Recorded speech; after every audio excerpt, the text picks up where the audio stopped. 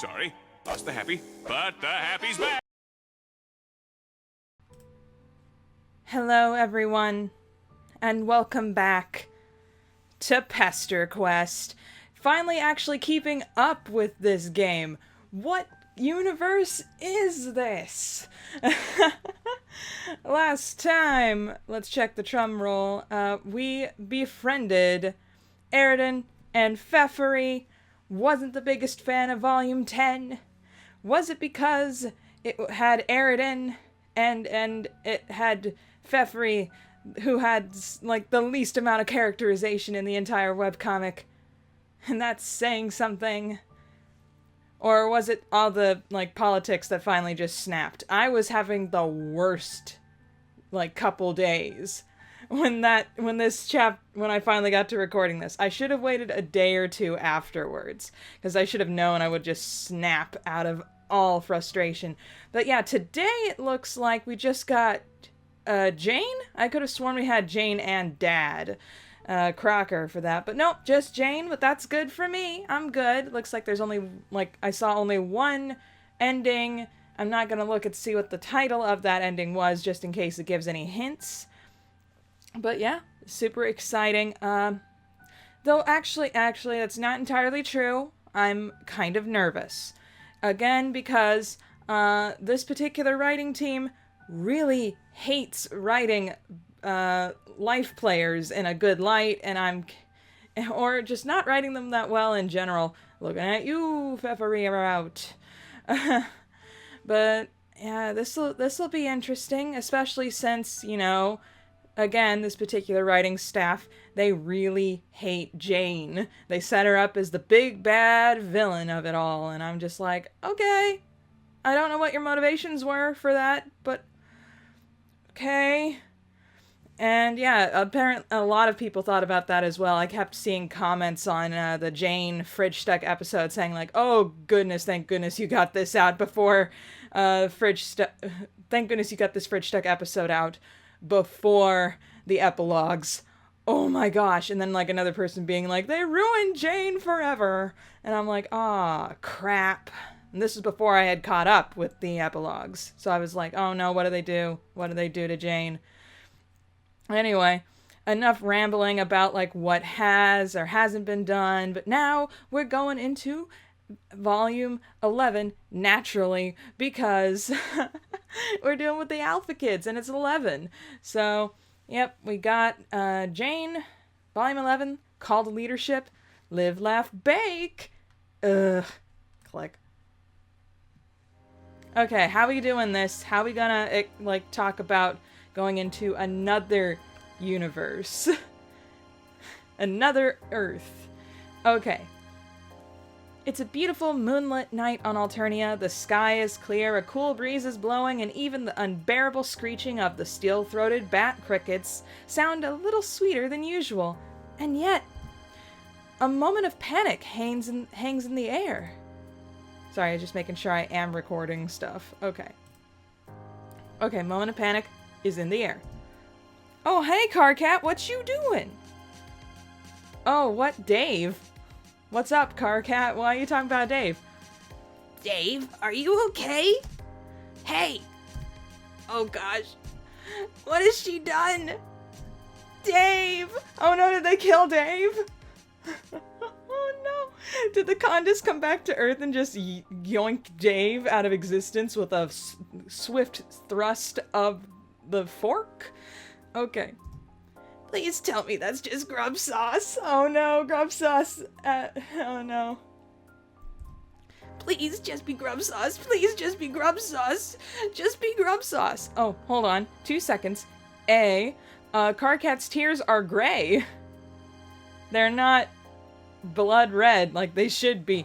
Okay, that's enough nitpicking on my part. Moving on. Oh, you guys.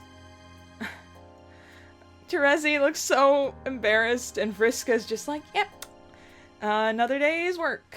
Well, another night's work. Here we go. Carcat, stop being so melodramatic. It wasn't even me who did it. Yeah, Terezi, my thoughts exactly. Okay, fine. It was my fault. I admit it. And I'm sure he'll be fine. What did you do, Vriska? Yeah, Oh, Dave's okay. Good. Okay, he's not stabbed to death. Great. Okay. Yeah, Carcat. It's no biggie. I mean, this is obviously the worst situation I could possibly be in right now. And, like, my lawyers will be in touch. Don't even think that they won't. Terezi's seems to be piqued by this. She's like, lawyers on Earth. Anyway. But also, it is literally grub sauce. So, like, chill for 2 seconds, okay? Oh, thank God. Like, I know the idea of me having to swap out my soiled ketchup-encrusted pants is getting you all hot and bothered under the sweater, but dang. This is a picnic, dude. There are children present. They are literally children. And just like that, everything's alright. You have single-handedly revolutionized the art of picnicking on Alternia. You've got a huge checkered blanket, a car-sized wicker hamper, an unholy quantity of foods in Tupperware containers, a lively crowd of your best and most recently acquired friends, everything one could possibly need. It's all quaint as hell out here. Oh hey, it's Pfeffery and Rose and Kanaya. Oh gosh, this is great. Oh gosh, Rose, okay. So, how many tentacles would you say she has? Roughly. Rose, shh, we don't know. Let me see. It's okay. Take your time. My interest is, purely scientific. Kanaya, no. Kanaya, no. No. This entire group here? No. And Pfeff just looks really freaking large in comparison to everyone else in this picture. What the heck? Like, not like physically large, I mean scaled up large. And Kanai has that, like, technical difficulty with their horns again. Anyway. Yes, precisely. Thank you, Kanaya. This is part of my studies in the field of cryptozoology. It's hardly an exact science, but you can help us make it exacter. Well, that's the problem. I really don't think there's a definite number. She just has so many. Fascinating. Everyone seems to have a pretty great... Everyone seems to be having a really great time. You're a pretty good picnic host, if you have to say so yourself. Are you the best host? Oh gosh. Don't mention host. Doc Scratch is in planet distance. Okay. You let yourself lie back on the blanket and relax.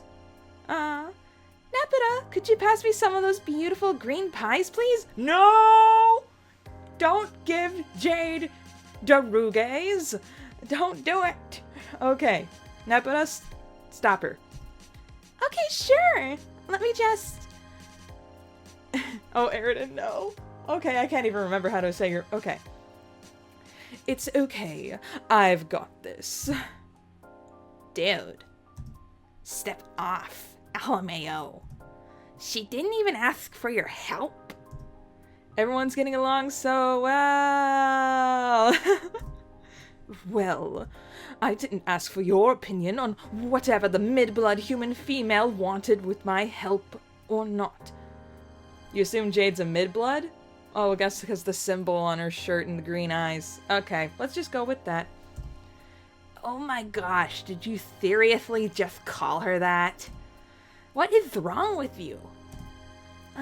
Guys, humans don't even have different blood colors, you useless tool. Simply enjoying one another's company. Alright, that does it. I've had enough of this wishy-washy lawn meal nonsense. Aridin, no. And I've had enough of you. Oh, thanks, Nepeta. No problem.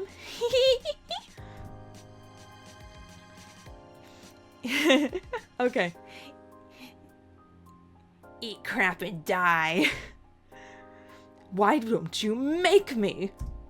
It would be my pleasure. Wait, what's going on over there? Oh no, not now. This is a disaster. You've got to find some way to stop this before everything you've worked for collapses under the weight of pointless, terrible boy drama. You don't have a moment to lose. Oh. Gamzee, did you just break the fourth wall to tell me something, Gamzee? What's better than this? Guys being allies. Oh, hi there, Gamzee. Don't mind you, you're just trying to stop a picnic emergency. Hey, hold on, sister. Let's not be hasty. What did you just do? Right now, we're witnessing the birth of the greatest and, dare I say, most righteous miracle of them all. Gender equality. Gamzee, why? At least I didn't cower in fear at your creepy face. Thank goodness. But what is Gamzee doing? Gamzee is sending me to the Alphaverse? Is this what's happening? Just like that, everything breaks apart. You wake up alone? It's a cold, dark night in Alternia. The sky is overcast, the harsh wind is blowing, and the only other sound can be heard is your own breathing. Panicked, shaky, you curl up a little tighter in the puddle of blankets in the corner. You try and think back to the wonderful dream you were having, and now it all seems ruined. You were only trying to take a short rest from fomenting revolutionary sentiment among your peers and fixing all their problems, which, as it turns out, is a full-time job.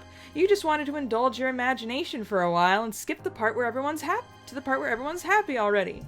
There's nothing wrong with that, right? It all seems so real, so full of potential, like you could get there in an instant if only you tried a little harder. But now it hit you like a cold, wet circus pie filled with cement. Your dream of hope was nothing more than that, with no basis in reality or accurate characterization. Some things are simply too good to be true, and your subconscious clearly knew that all along. Well, I mean, I already wasn't taking Pesterquest seriously. This literally takes place in a timeline that should be doomed, but isn't, and everyone who's aware of the greater metatextual sense of everything is just like, what the heck is going on? What did you do? Oh gosh, but I guess that means the Aradia stuff is canon though, because she at least was like saying that much. But yeah, two things. One, definitely think we're a hope player now. And two, yep, accurate characterization, correct. I guess they got sick of everyone saying, like, what did you actually do with everyone's character and why are they weird? It's a difficult thing to do. It was easier when it was, you know, friend sim, because it's trolls we've just met. We don't know anything about them. We're meeting them for the first time. But Pesterquest was just like, hey, you want to befriend all of the characters that you knew from the comic? And then you characterize them slightly different than someone imagines them, and everyone just goes completely insane. Everyone just loses their minds. What a liberal thing to say. What a liberal thing it is. Anyway. Click. It hurts and you don't know whether to laugh, cry, or just get really, really angry about it. You made some wonderful friends over the last few weeks. Months. It's been such a hectic whirlwind of non-stop amicability, you're not even sure how long you've been going. You've achieved so much on your quest. You know that for a fact. You've pestered so many people in this Pesterquest. But now, looking around this empty room filled with the ghosts of memories from a lifetime ago, you can't help but feel despondent. Maybe there are some things that you won't ever be able to fix. Man, this blows. For some reason, your thoughts turn to John. He was conspicuously absent from your dream. It feels like you haven't seen him for ages. Don't tell the people what happened in the epilogues. If they skipped over the epilogues and are going straight into Homestuck 2, don't tell them what happens, please. Let them find out. Anyway. You miss him. Without really thinking about it, you pick yourself up. You've had enough of this horrible planet for now. Your friends will be here. No, your friends here will be alright without you for a while. You tell yourself that a few times, just to make sure you believe it. And then, zap. I was right. Hey, look. Fall. It's fall! Yay! You materialize in a pleasantly familiar suburban neighborhood, standing in front of a pleasantly familiar home. It must be late fall by now. There are barely any leaves left on the trees, and there's a chill in the air. But your heart fills with the warmth of the prospect of hanging out with your old friend John again. While your newer friends have all been fun to spend time with, even Aridin, in their own ways, okay, you can't help but feel a special kind of fondness for John. We only liked Aridin because he liked Shrek too. Okay. It's not like you like to play favorites with your chums or anything, but maybe the fact that he was the first friend you met on your journey sets him apart from the others. It's nice to be back on Earth too. You miss being able to go out in the sunshine. Your eyes wander a little, taking in the trees, the grass, the houses before settling on the mailbox in the yard. A worrying thought occurs to you. Maybe, in getting so caught up with meeting so many new people, John's forgotten all about you. Surely your friendship wouldn't have diminished so quickly. But were you really all that close to begin with? You still feel bad about having thrown his birthday present in the sewer all that time ago. That was just such a terrible thing to do, in more ways than one. You were really a really bad friend to John, before you were friends with John. You're suddenly overcome with the urge to make it up to him. Instead of making a new friend today, why not try being a better friend to the one you already have? Taking a peek at the mailbox, there seems to be something inside. Pilfer the post or reconsider. Maybe if you make absolutely sure to give it to him this time, that'll start to make up for your earlier mistake. Okay, gotta go save. Saved. Pilfer. Yeah, that's an excellent idea. John will be so happy that the mail came with no mishap, and so grateful that you, his trusted pal, were able to make it happen. Perhaps you could even pretend it's an apology gift you got him. Wow, you've gotten so good at being a friend, but by now it's not even real. It isn't real. Basically, there's no way this plan can backfire. You reach a hand inside the mailbox to grab the... Oh, I forgot. I forgot about this. Then everything goes dark. Backfired. I forgot about that. I forgot about those attempts on... Okay. At least we got the bad ending out of the way. Reconsider. On second thought, that's a terrible idea. Like, holy crap, that's bad. You take a moment to slap yourself around the face for a few minutes just to rub it in. How could you be so stupid? The kind of depravity that leads one to desecrate the sanctity of a friend's mailbox is what got you into this mess in the first place. Oh, looks like the mailman forgot to put up the flappy wingy doodad. Yay! The bright red arm dealing with the side of the mailbox. You're quite certain that's the thing is supposed to be up when there's mail to be retrieved. Even an idiot could tell you that much, and you are a first-rate idiot. You carefully raise the little red flag. Immediately out of the corner of your eye, you spy movement in the upstairs window. Must be John, scoping out the mail again. Quick as a flash, you zap yourself out of sight and behind a nearby bush. A white cat is hanging out back here. Uh-oh. What up, G-Cat? Oh, it hisses at you, but you let a wave of crackling retcon energy dance across your palms and the kitty vanishes. It literally just straight up disappears. That's okay. Fine. Whatever. Did we just make G-Cat disappear forever? Weird. It is a truth universally acknowledged that cats can do whatever the hell they want, except for taking this hiding spot. That is, which you now have commandeered in the name of friendship. Oh, this is a much better plan to surprise John. You can't believe you didn't think of it before. You know he loves pranks, and what better prank to be than being ambushed by a dear friend? You hope that you're still his dear friend. Oh gosh, you're getting nervous again. You hear the front door open. Shoot, here he comes.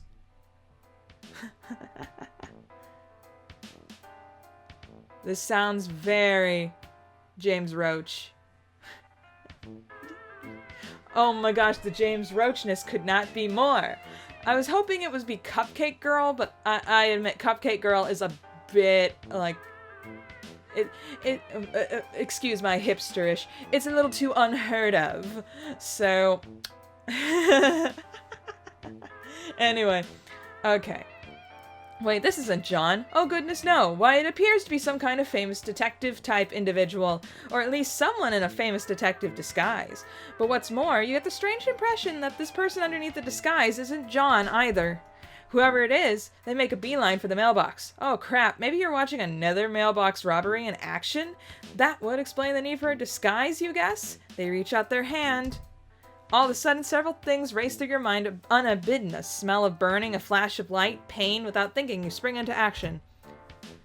Oof! Whoop. Your room is blue. How about that? Nice. The room looks slightly different than John's. Nice. You grab the interloper and zap inside the house. You both materialize in midair and collapse in a heap on the floor. Outside, you hear the telltale sound of an exploding mailbox, because for some reason, you know what those sound like. Phew, that was a close one. Oh, lordy, that's smarts.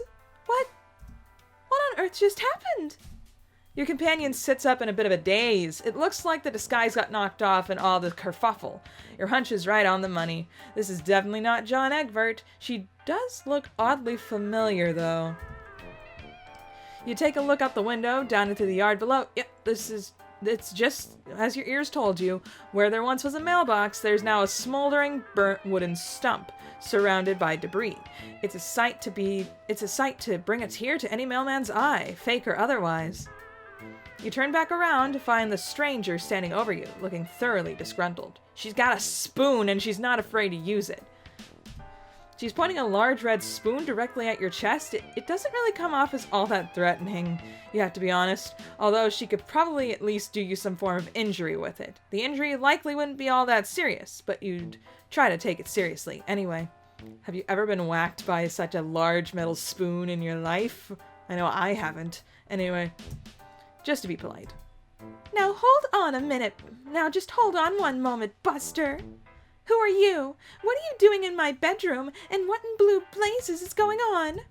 Come on, spit it out. Oh no, you hate being put on the spot. And the first question was such a tough one too. Who are you? It's something you don't even have a definite answer to, even after all this time. Gosh, she does seem awfully confident with that spoon. You begin to entertain the thought that this girl might simply decide to beat you to death with it. You're finding it hard to think amid all the confusion. Didn't she say that this was her bedroom? You were dead certain that this was John's house. It is John's house. It even has the tire swing and everything. And this girl, who even is she? Who is she? John's never mentioned having a sister or anything before, but looking around the room, it's obvious that she lives here, and there's no trace of any of John's things. Did he move house without telling you? The thought makes you impossibly sad. Well, if you won't talk, I suppose I'll have to suss out the truth myself.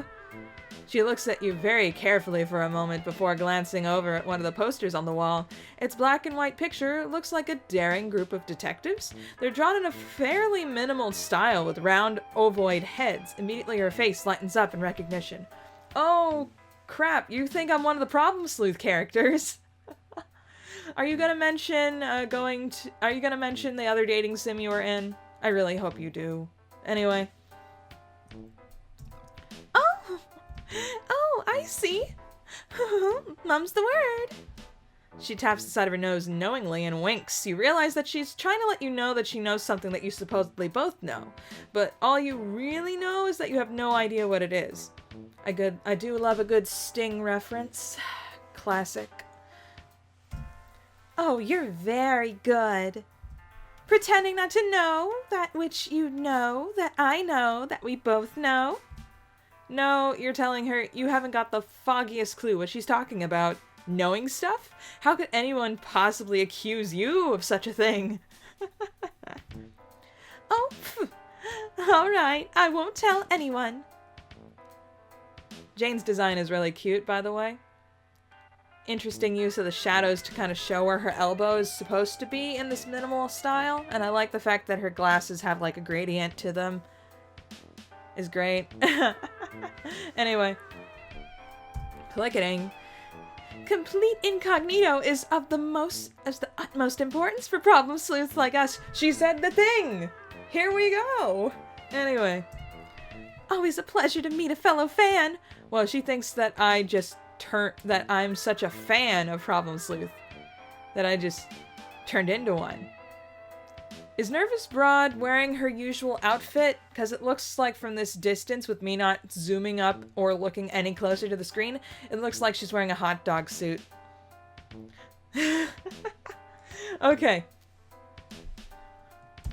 She seems to be under the impression that you're some sort of cosplayer.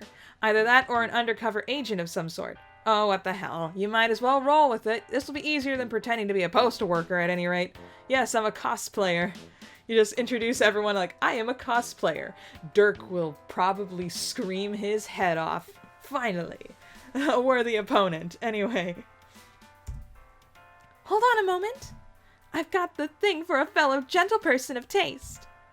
She puts the spoon away for a moment, which is a relief, then whips out another copy of the poster and a pen out of nowhere and signs it.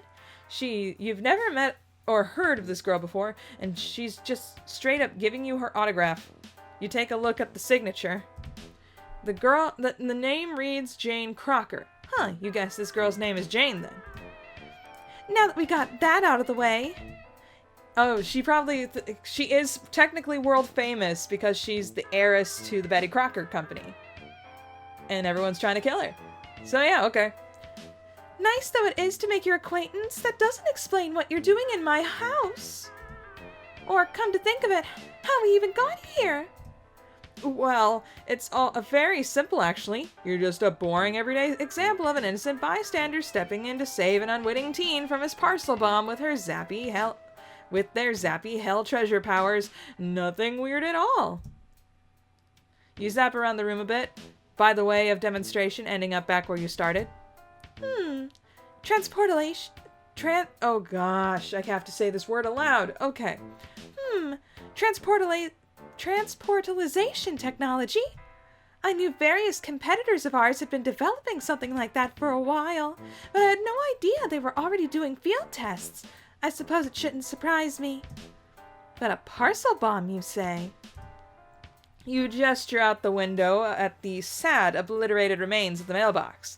There was nothing anyone could do to save it, or its contents. Oh shoot, Jane wasn't expecting any extremely important deliveries, was she? Potentially in the form of a significant birthday gifts or a copy of a mysterious computer game? You mean the Spurb Alpha?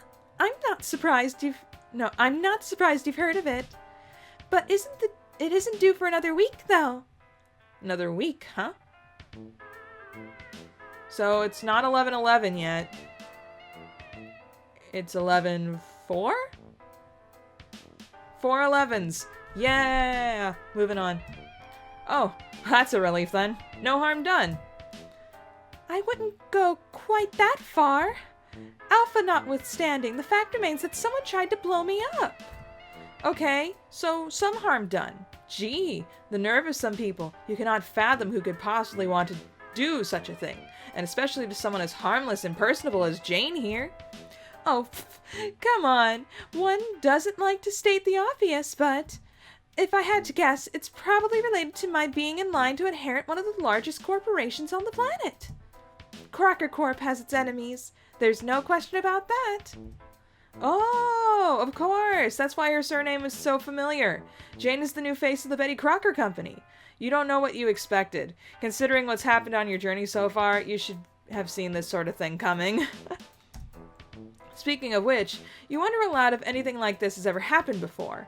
The only thing that could have made this any more surprising is if Jane had been sent similarly life-threatening cargo on any previous occasions. Oh, yes. Why, we got mailed something similar just last week, in fact. You try not to think too hard about the fact that Jane apparently fell for the same trick twice 2 weeks in a row.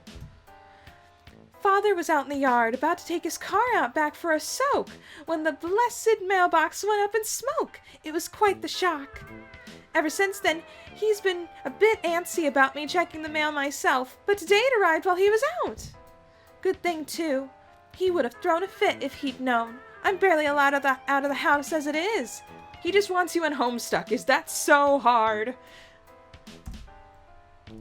I'm sure he means well, but it can come off as a bit overprotective sometimes. It's plumb ridiculous. A grown lass full of vim and vigor can take perfectly good care of herself. You don't want to pass hasty judgment on someone's familial situation, but it sounds like Jane's father is just trying to keep her safe.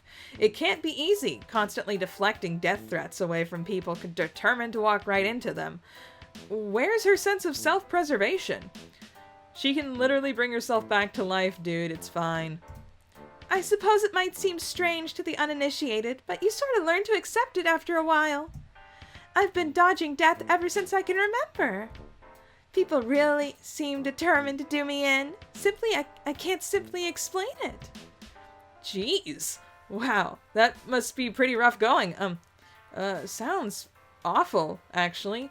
Being the imminent ruler of an empire must come with a fair number of people who want you gone. Pfeffery! Anyway, thinking back to your encounter with Pfeffery, you suppose that you were recently part of such an attempt yourself, in a manner of speaking. You declined to mention this to Jane, and being reminded of your time on Alternia caused you to lapse into an uncomfortable silence. Jane looks at it a little awkwardly before breaking it. So, not that I'm ungrateful for the fact that you appear to have rescued me from certain peril, but... Oh, right, of course. You're intruding in a complete stranger's home. You almost forgotten that this is the first time you and Jane have ever met. Your heart sinks as you consider that. Between the vastness of the universe and the determination of those attempting to murder her, this might be the last time you'll ever meet as well. Oh gosh, it's John! Oh, look at all the figures in the background in suits. Such a fatherly thing. Oh, wow. John, speak to me. Jane offers to show you out. On the way downstairs, you politely ask her how long it's been since her family moved here. Does she know if anyone called John used to live in this house? She gives you a strange look before gesturing to a, oh gosh, is that a corpse by the fireplace? You take a moment to process the fact that Jane is a stuffed human person, mounted on a plinth in her living room. She says that it's her pop-pop, which you guess means grandfather. It's kind of hard to parse some of the vocabulary Jane uses sometimes. Anyway, the guy's name was John. You can't help but see a resemblance to your good friend Egbert. You've encountered enough coincidences by now to know that this must be him. Somehow. You must have traveled forward in time by accident, or some such. This is the only possible explanation. You try very hard not to have a long mental breakdown about your apparent long-dead friend, but sadly not hard enough. However, at the sight of your various expressions of horror, shock, and confusion, Jane perks up considerably. Did you know my dear old Pop-Pop? You should have said something. He was a popular fellow, so I suppose it was only a matter of time before one of the friends from his performing heydays came to visit. That's right, Jane. Keep talking about him and your friendship in the past tense. This is totally helping you feel better. Which, you mean to say, yes, Jane, you're absolutely right. You're an old, entertaining friend of her Pop-Pop's who just so happened to be visiting the area in the middle of the circus touring season? Of course it would be circus. You try not to be too insulted when Jane eats that lie up without a moment's hesitation. Well, if one of old Pop-Pop Crocker's pals is here, I suppose I can't just turn you out on the street like some nobody. And Papa would never forgive me for giving a family friend the cold shoulder. You simply must stay a while longer, I insist. You cannot help but agree enthusiastically. And here you were thinking this volume was over before it really got started. Gee, this makes a nice change. You've grown accustomed to putting in a lot of hard work to score some hangout time with various people on your journey, but all it took to convince Jane was a pre-established connection with her apparently very wealthy relatives. It just goes to show you stuff. I'm afraid I have... Let's see. I'm afraid I haven't fulfilled my duties as host very well so far, but I'm determined to change that starting now. But, what to do? You've been playing the game of friendship long enough by now to sense an important decision approaching. You take quick inventory of Jane's important character traits. You mean interest and personality traits. She seems to have a passion for the lost art of sleuthing and some famous detectives of years past. Her imminent inheritance of a baking conglomerate and expert spoon-wielding likely to indicate that she knows her way around a cake or two as well, and the phone is ringing. What the heck? Slam those headphones down. Let's go. Practice some self-care. You know, all this heavy stuff has really been getting to you recently. Yeesh. You left Alternia to get away from the hell-murdery nonsense, but if anything, it feels just as stressful back here on Earth with Jane. That's because there's a badder witch. The adrenaline rush from the impromptu rescue is beginning to wear off and your legs start to go all wobbly. You slump down against a wall, exhausted. Man, this really took a lot out of you. Oh, gracious, are you all right? Yeah, you just need a minute. Ugh, this is so weird and embarrassing. How come it's only once you were out of the bad situation that you stop being able to cope with it? It's the peace, man. You get enough, you had to be strong. And now you get the chance for peace, and you're just like, cool, I'm a crash now. Anyway, you try to pull yourself together, but then your stomach growls like an aggressive, hungry cat. Come to think of it now, you haven't eaten anything and you don't even know how long. Jane gives you a sympathetic, almost grandmotherly look. It sounds like someone's hungry. You know, I was planning on baking something after taking care of the mail. Although I guess that it took care of itself in the end. So, since Plan A seems to have gone up in a pillar of smoke, let's move swiftly on to Plan B. Fancy helping me to whip up a cake into submission? No, let me try reading that sentence accurately. Fancy helping me whip a cake into submission? We can call it a thank you for saving my bacon back there. Gosh, that sounds like a wonderful idea. You feel like you could eat a horse, or even better, a horse made out of cake. You can't remember the last time you had cake, in fact. Oh. Now, if that isn't just about the saddest thing I've ever heard. I'm just imagining the whole, like, what's a mom paragraph. Sorry. Here we go. We're in the kitchen. Nice apron. Okay, Jane sets you up in an apron and starts pulling ingredients and utensils out of various cupboards and drawers. Seeing the various colorful bags and boxes are lined up on the kitchen counter fills you with excitement. The idea of collaborating with Jane to make something delicious gets your heart racing. Surely there could be no better path to friendship than this.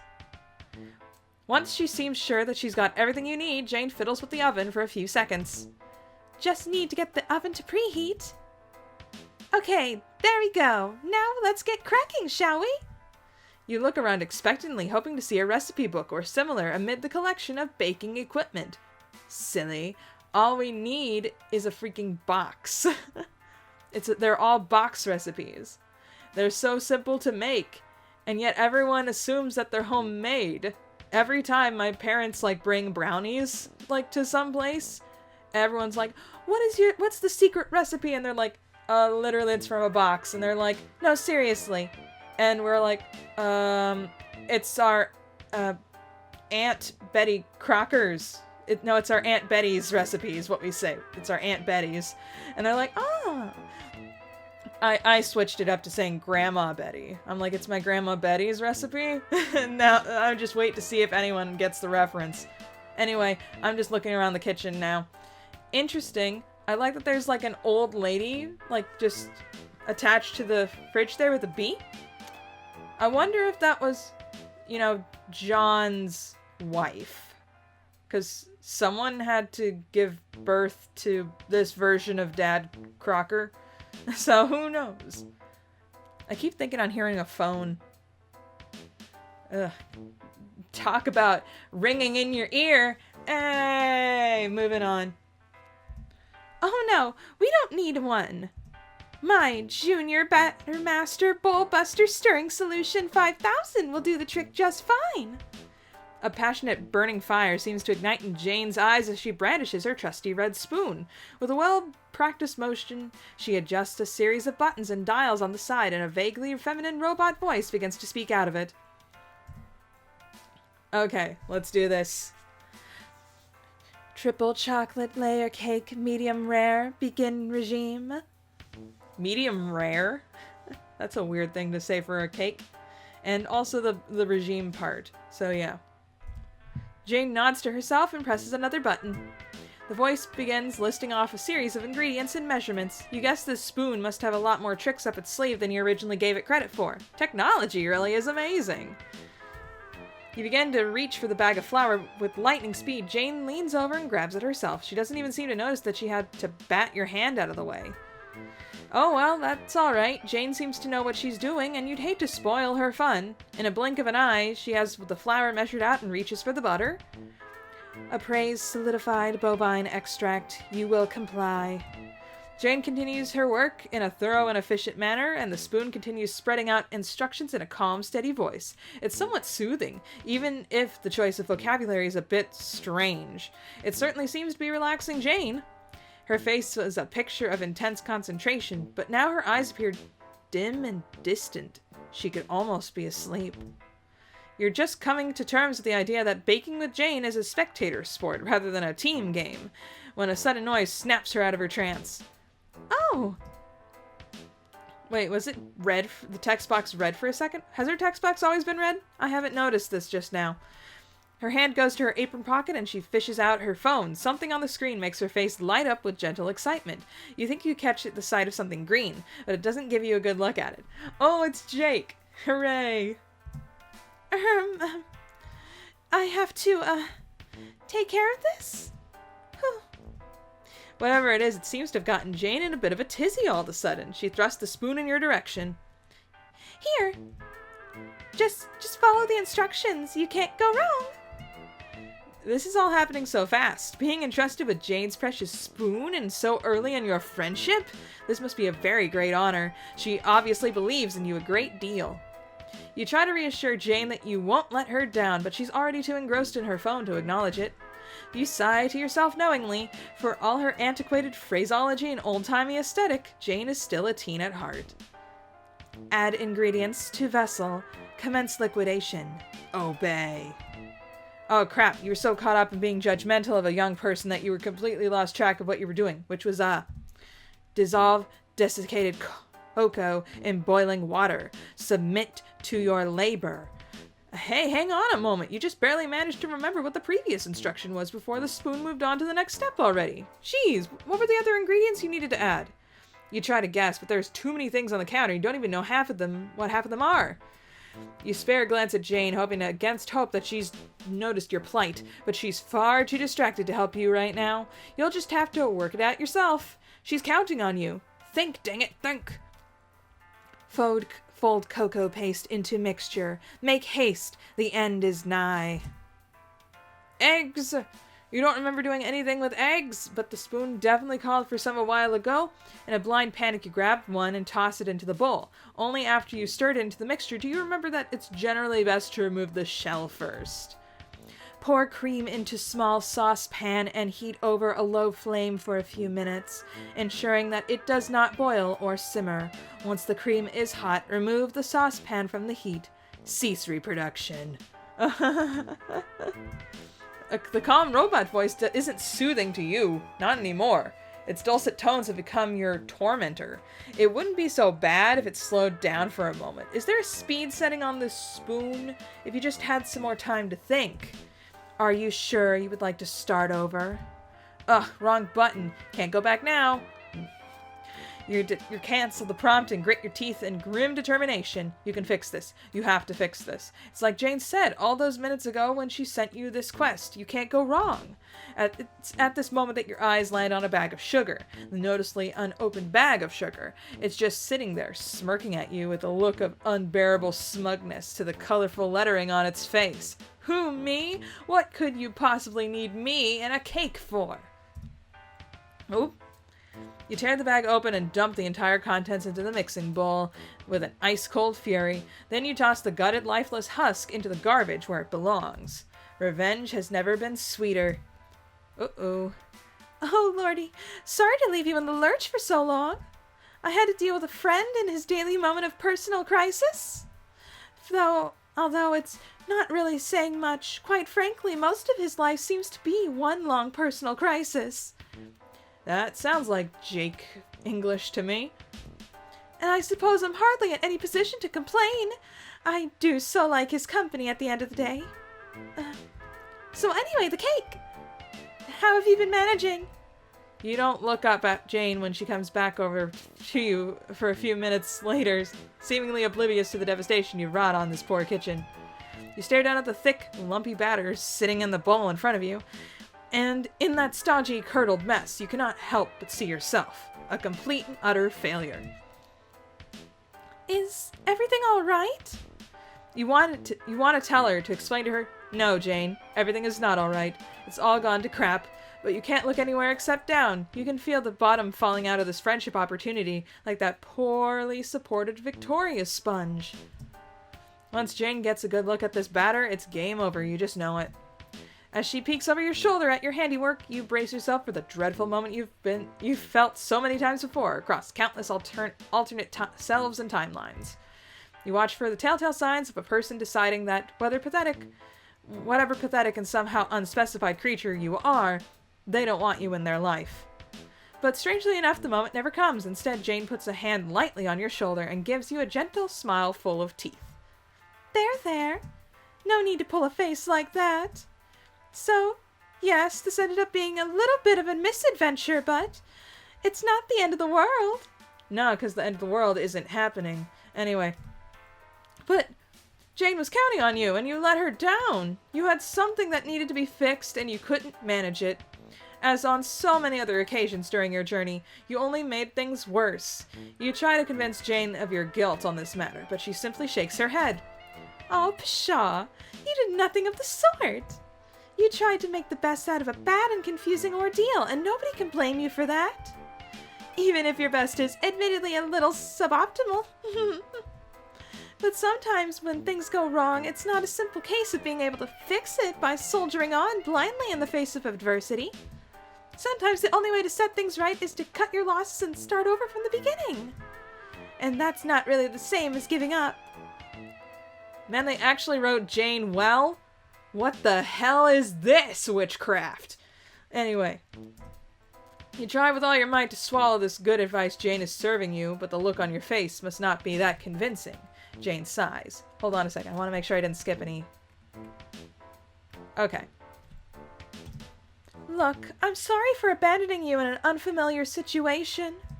It wasn't very responsible or leaderly. And it's certainly not becoming of a future president, corporate or otherwise. Let me read that statement again. Abandoning you in an unfamiliar situation, not very responsible or leaderly, certainly not becoming of a future president, corporate or otherwise. Anyway. You suppose that's true. You guess that you can accept this mess was a group effort. Even in failure, it's important to acknowledge the power of teamwork. All the same, you hand Jane's rosy red spoon back to her. You're not worthy of its solemn mantle. Besides, some of the stuff the robot voice said was beginning to seriously freak you out. Honestly, it meant a lot to me that you were willing to indulge my little hobby for a while. It may be the career path that I've been following my entire life, but you'd be surprised how little I get to talk about it with anyone I'm close to. Anyway, wasn't the whole point that we were getting you something to eat as thanks for saving my life? Oh yeah, you guess you did do that. Good job, you. Your chest puffs up and instinctively a little with pride, but the motion causes your silly empty stomach to make its presence felt again with a loud gurgle. Speaking of which, we still need to take care of that. Letting a friend go hungry is completely unacceptable. So, how does giving it another try sound? Here's an idea. If you pick the recipe, I'll take care of the rest. I promise I won't get distracted this time, all right? Yeah, that sounds nice, especially the part where Jane called you a friend. That was the nicest part of all. Cutting our losses. Oh, I love the look on the. Oh, well. Wow, we look a mess. Okay, we still have to get the other Whoa, hang on un second. The second. What? We had a post. You can't just do that, okay? Here, you can look up the recipe using this, not the tiara top. No. I'd lend my phone to you, but, well, you know how it is with privacy. Jane hands you what appears to be some sort of computerized tiara, stylishly cast in Crocker red plastic. You guess you can just put it on? That's not too complicated. You've seen more peculiar user interfaces in your various travels across time and space, that's for sure. Uh-oh. The device fits snugly on the top of your head, despite your apparent lack of ears. You feel the unreal Eris Thoughtwave tiara top begin to mesh psychically with your own brain as you are mentally hooked up to the limitless potential of the internet. Terrifying. Oh gosh, there's so many cats! Hell yeah! Which one's Aisha's?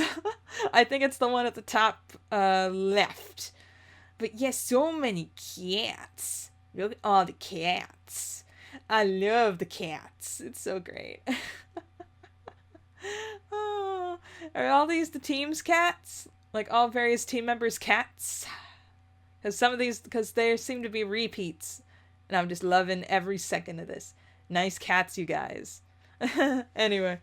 Every facet of human knowledge is at your cognitive fingertips. Your mind is awash with hundreds of thousands of pictures of cats in silly poses. Wow. Jane is ready and waiting for your instructions. All you have to do is reach out. So you do, and you comb the web for something tasty, and you will surrender yourself, or you will cease reproduction, and you will comply, and you will comply, and you will comply. Wait, what? Obey. At once, something hits the inside of your skull and begins to ricochet around your synapses and neurons, seeming to fill every corner and crevice of your brain with a deafening wave of silent noise. A single instruction uttering with incalculable force, impossible to ignore. Obey. Your mind is so susceptible to outside influence. It is no match for it. You feel a million sharp pains as a million neural pathways are rearranged to form sharp angles and ordered lines and circuits and in a blinding flash of light. Her design overwhelms every part of me and consumes every atom of me and then retransmits and amplifies the whole in concert with her will. And I cannot know any different because this is all that I am. And it is so much more than I was. And I see her worthless protege's face twist in a look of horror at the sight of my transformation, but I do not spare her a second glance as I look skywards. I am free of such concerns now. And in the eye of the mind that now belongs to her, I see the place I need to go, and I reach out with the power I stole, and I step forward into it. And in her throne room, I kneel beneath her smile as she sets a course for everywhere. There are problems in this universe that require our attention. And I, her new weapon, smile too. We're going to fix everything. Bad ending! Oh no, our hoodie is Crockerfied! Ah, we look like we just got taken over by the Borg! Ah, okay. But Condis is looking awesome. A+ Condis. Anyway, so was that a bad ending? Chum roll, please? That was the bad ending. Oh, okay. Great. Solving a mystery. How about that? Let's just ignore that. Let's ignore that last thing. It's been bothering you for a while, but for someone who claims to follow in the footsteps of the very gutsiest of gumshoes, James seems pretty unmotivated to find out who's been trying to murder her all these years. Perhaps you should use the means at your disposal to finally put this mystery to rest, once and for all. You suggest to Jane that maybe you should try to ascertain who the parcel was sent by. By whom was the parcel sent? What? Grammar, silly! It's very important. In Homestuck? Nah. Of course. You suppose that you agree with that? After all, this is a text-based medium, and shoddy craftsmanship can only obscure information. Like I said, this is Homestuck we're talking about. I expect to be confused over punctuation at all times. So let's go. Proper adherence to linguistic conventions is of the utmost importance, ensuring the conveyance of salient details in a timely and comprehensible manner. Who am I to judge? I am like the worst at communicating sometimes. Ugh. Anyway. But dang it, Jane, now isn't the time. You've got a case to solve. Yes, all right, but what exactly are you proposing that we do? There's very little evidence that we could feasibly collect. The two of you look forlornly out the window again, down to where the mailbox should be. Jane is right. The avenue of investigation went up in smoke a few minutes ago. The investigation has barely gotten started, and the trail's already gone cold in a blazing ball of fire. I suggest asking the mail officer similar, but I don't suppose they'd know anything detailed about a package's origins. You sure about that? It's not like the regular mail workers have access to that kind of information. To make matters worse, the mail is one of the few public services Crocker Corp doesn't particularly own, so I wouldn't be able to pull any strings. I don't suppose there was anyone watching at the time the bomb was placed, either. You have to admit the possibility seems somewhat remote, but that gives you an idea. If there aren't any witnesses to hand, why not make some yourselves? What, bribe someone to falsify testimony or similar? That's certainly a novel way of going about it. Dude, we traveled through time. Jane seems to be giving it a lot more thought than you would have expected, but in any case, that wasn't at all what you meant. You tried to explain to Jane that far from merely being able to transportalize between two physical locations, you also possess the ability to time travelficate to any point in the past or future. Not to be rude, but considering that you just did save my life and everything, but that does sound more than a little far-fetched. Jane seems pretty skeptical about this, but you honestly can't be bothered to work out through all her personal misgivings about belief and the feasibility of time travel right now. You've been through this with more than a dozen people already. You decide to take a more proactive approach. Seeing is believing after all. You grab her wrist and zap back in time. Oh. Jane, meet past Jane. Jane, meet future Jane. You trust this will all suffice as evidence? I don't... Alright, moving on. You appear next to the bush that you hid behind earlier, and take refuge in it once again. A conveniently abandoned wristwatch on the ground nearby indicates that you have traveled an hour into the past. No sign of the white cat yet. I like that. We have a conveniently abandoned wristwatch on the ground. Look at the time! The mailbox is there in all its beautiful unexploded majesty, but stands empty as of right now. This is perfect. All you have to do now is wait for the truth to come to you. See, Jane? Isn't this exciting? Jane? Oh no, Roxy. Okay. Okay, let's see. Roxy voice. We can do this.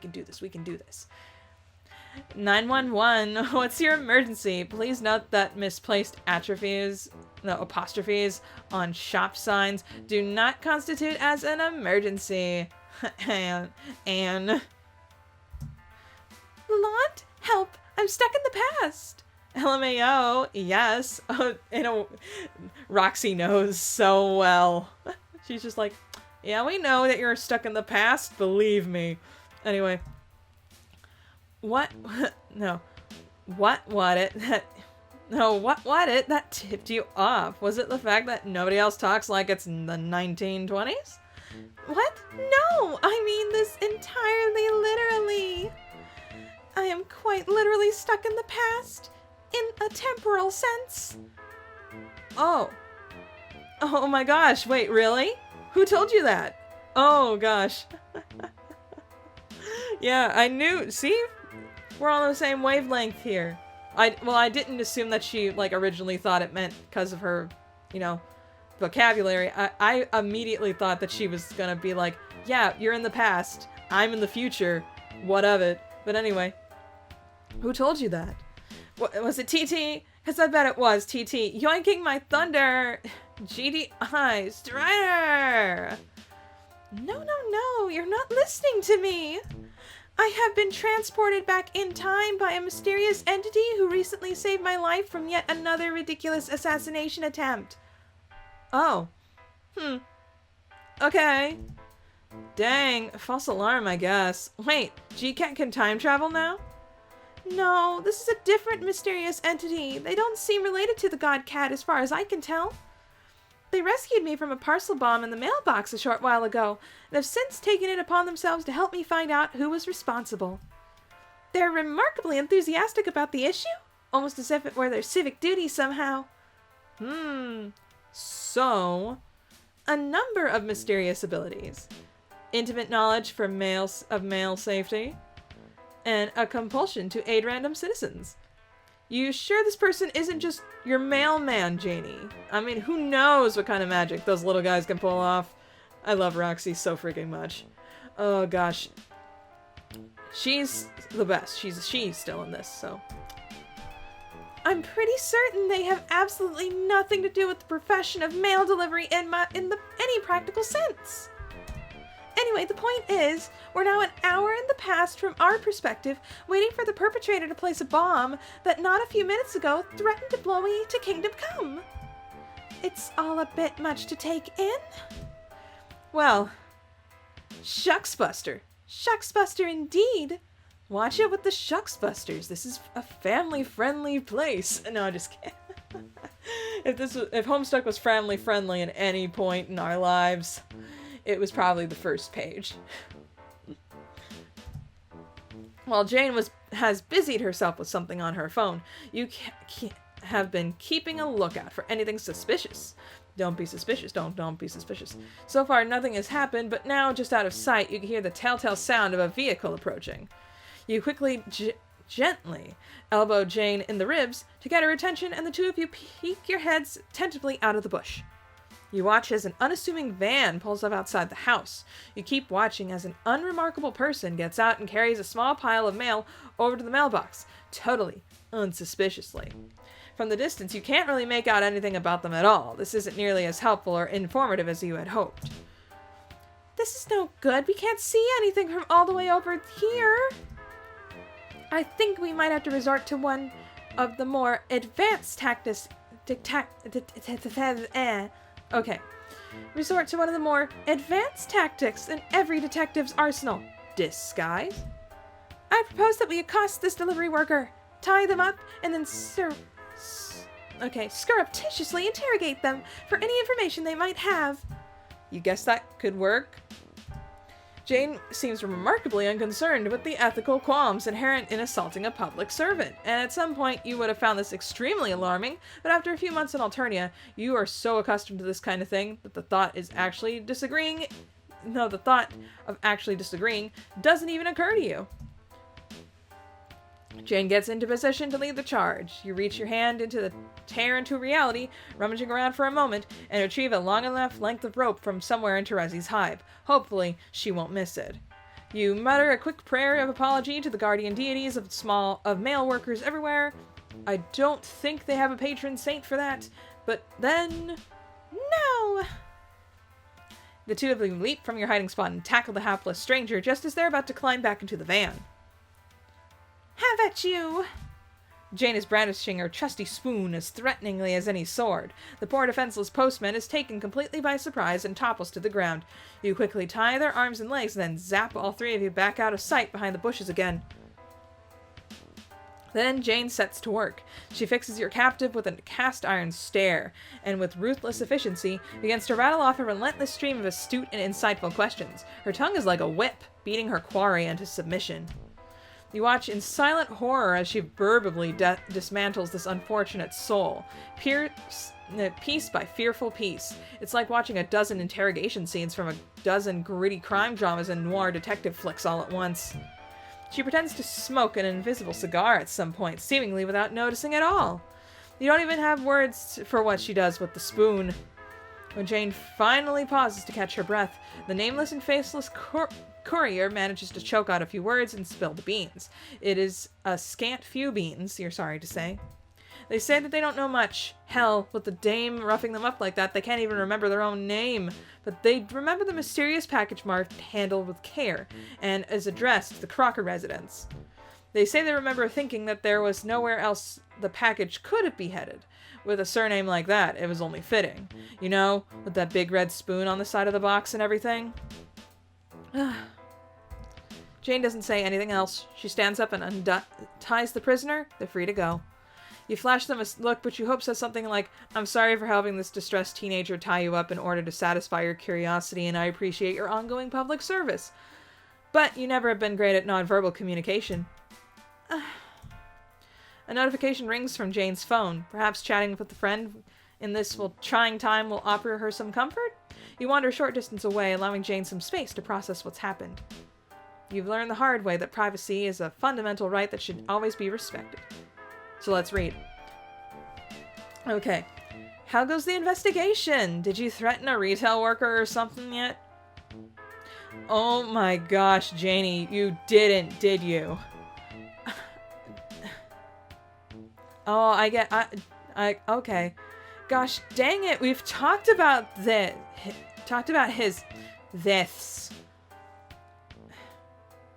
Jane, are you okay? No. I can't even believe I'm typing this. The company, my company, it appears that they were the ones who sent the bomb. Yep. Roxy's gonna be pleased. Okay. You were right about them, I suppose. You're being serious right now.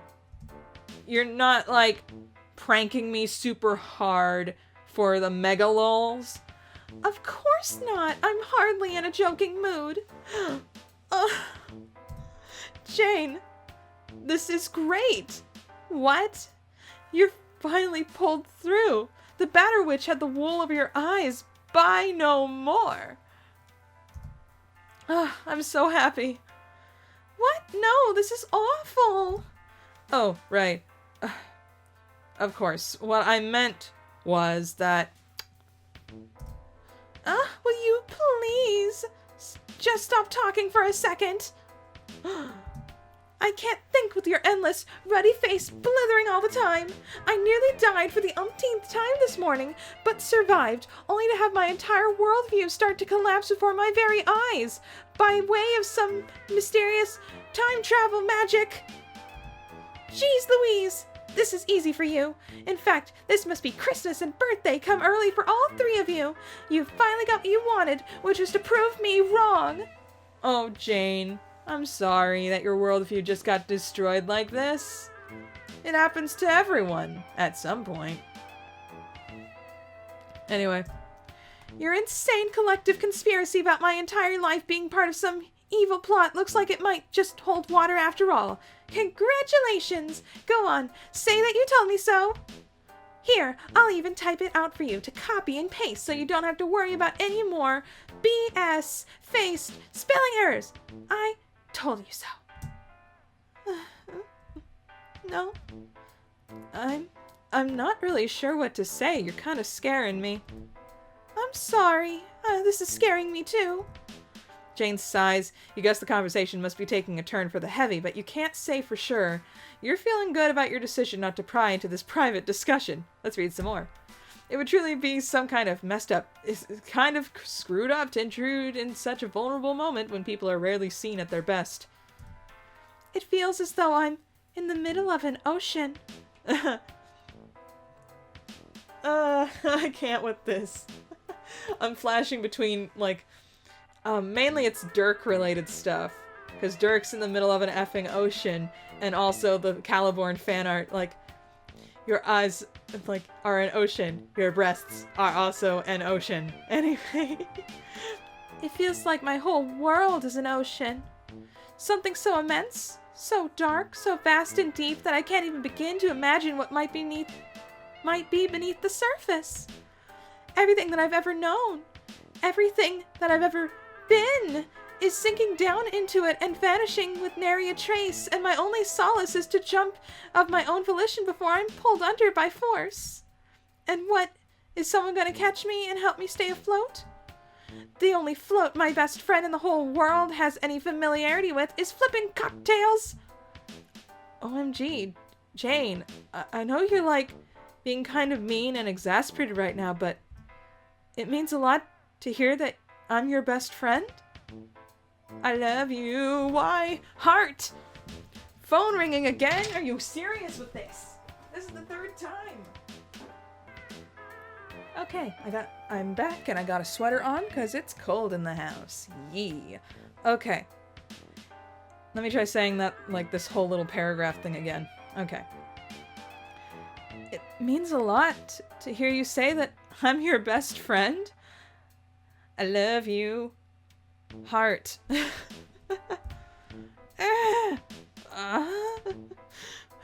Roll, please. I'm only trying to express the depths of my existential confusion over here.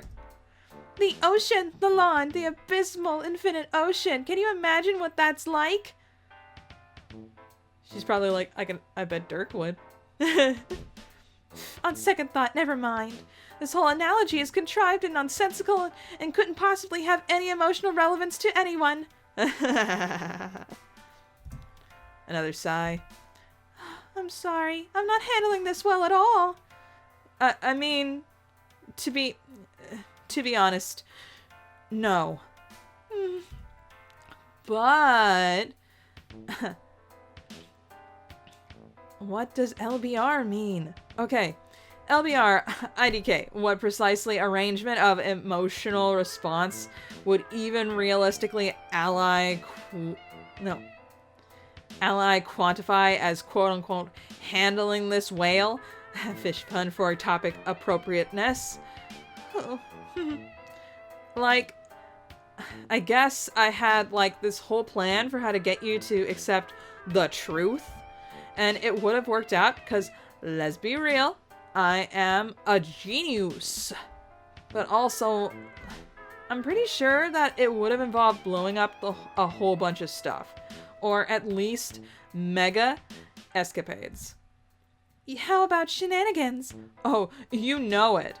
Shenanigans out the butt. The point is, I knew that it would be hard. Maybe hazardous to our relationship and of our physical health, but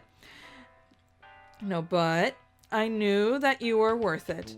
And also what tits worth. I don't give an effing heck about junking your butt. None of us do. With a third and final huff, Jane slumps down on the ground, visibly deflated. All the tempest and fury is gone out of her, and now she's just sitting and gazing glumly at the wall of bubblegum pink on her screen. She seems utterly miserable. You want to comfort her, to offer solace and friendly counsel in this trying time. There comes a moment in every teen's upbringing when she realizes that the globe-spanning multi-billion-dollar corporation, which is her birthright, has also been responsible for some pretty shady and heinous nonsense, including multiple attempts on her own life. It's just part of growing up. But somehow you just can't find the words, and maybe it's not your place to comment anyway. Before you can think of something to say, Jane shakes her head and starts typing again. All right, that's enough sitting around and feeling all forlorn. Let's see. I'm feeling pretty okay, actually. No, me! I'm talking about myself. This new reality is one that I simply have to accept, whether I like it or not. And it's no good being glum about it, especially not if it leads me to mistreat my nearest and dearest. So I'm going to be the leader of a worldwide megacorporation. Big deal. Okay, so I'm not going to be the leader of a worldwide megacorporation. Big deal. There are better things to be applying my savvy towards. The friends who have my back, for instance. OMG, Janie, I'm loving this new enthusiasm. I understand I've been remiss in my duties as of late, but that ends now. Where I once had a duty to my heritage, now I have a duty to those who care about me. The call of leadership comes from elsewhere. O-N-G. Yes, these words you type in. Meaningful and full of poignancy. She can spell poignancy correct while drunk. Excellent work, Roxy. Jane strikes a pose that looks at once determined, bold, fearless, and resolute, and all while still typing furiously away on her mobile.